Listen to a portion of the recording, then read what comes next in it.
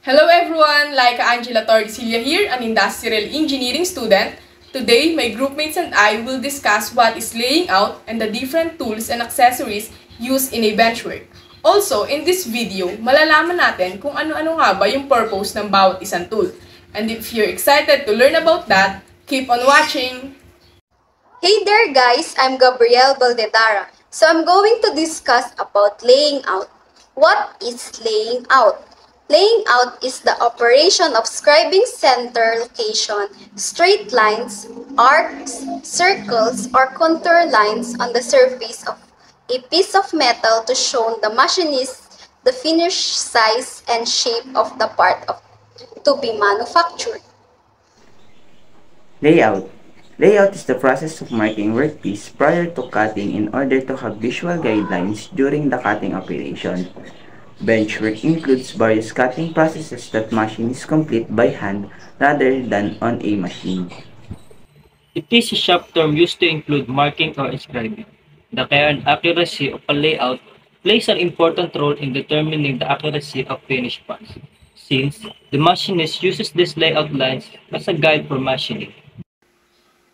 After we learned what is laying out, now we are jumping into the different tools and accessories and each details. Tri-square. What is a tri-square? It is a woodworking tool used for marking and checking 90-degree angles on a workpiece or layouts. So, paano nga ba ito ginagamit? First, place the tri-square against the material's edge. Then, ensure that no light passes through the gap between the materials and the square to make sure that it is a 90-degree angle. And lastly, use the tri-square as a guide for making or cutting along the edge of your workpiece. Surface plate. It is a horizontal solid plate that serves as the primary horizontal reference plane for tooling setup, marking out, and precise inspection. Next type of layout tools is surface gauge. What is surface gauge? Surface gauge or vernier height gauge is normally used in combination with a surface plate and an angle plate to mark parallel lines. Using the simple type, the height can be adjusted with a steel rule. Surface gauge is one of the most common marking tools used for scribing lines parallel to a datum surface, setting jobs on a machine parallel to a datum surface, and check the height parallelism of jobs. And lastly, setting jobs concreting to the machine spindle. There are two types of surface gauge. One is fixed type, two is universal type.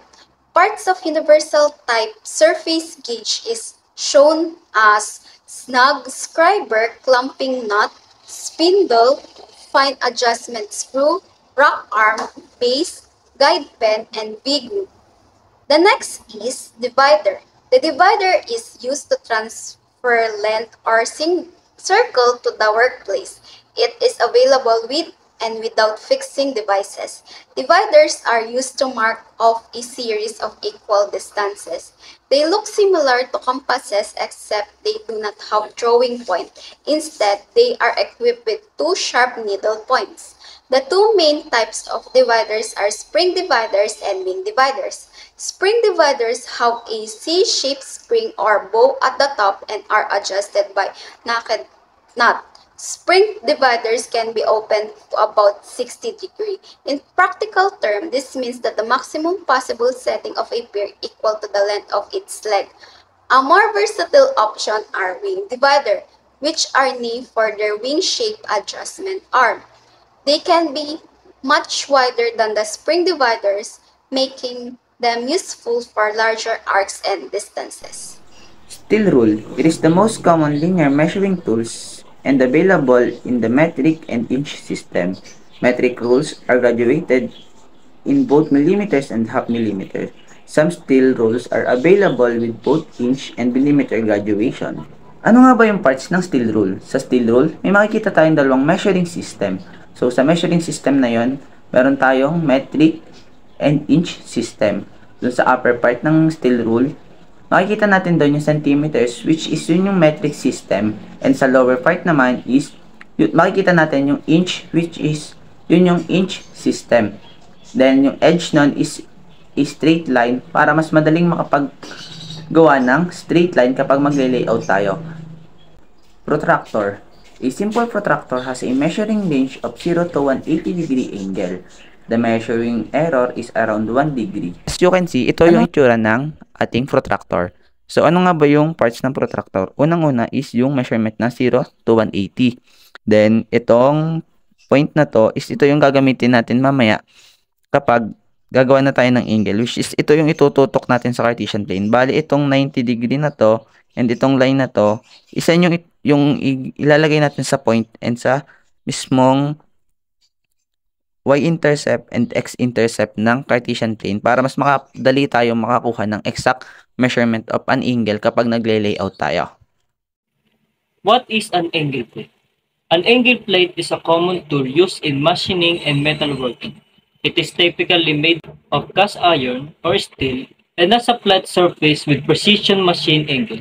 The primary purpose of an angle plate is to provide a solid and accurate reference surface for holding and supporting workpieces during machine operations such as milling, drilling, or grinding. The parts of an angle plate consist of face, base, slot clamping, surface, and handle.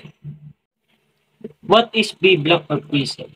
The B-block or prism is a precision tool used in machining and metrology to hold the cylindrical workpieces surely in a place for machining, inspection, or assembly processes.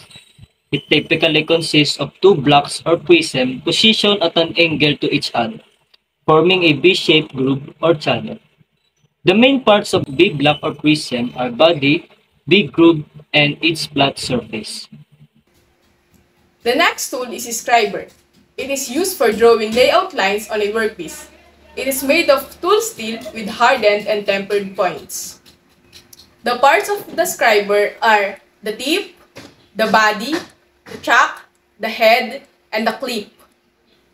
The next one is center punch. It is used to mark the center of a hole when drilling a holes. And also, it is used to create a small round indent on one side of the material. Here are the parts of the center punch: the head, the body, the shank, and the point. So that concludes our discussion of benchwork tools for today. We hope this video has been informative and useful to everyone. Remember that any aspiring engineer must have a true awareness of the variations in layout and tools utilized in benchwork. Whether you're experienced or just students, learning these skills will help you become much more productive and efficient in a variety of applications. We really appreciate your viewing. Keep coming up with new ideas and discovery. Thank you.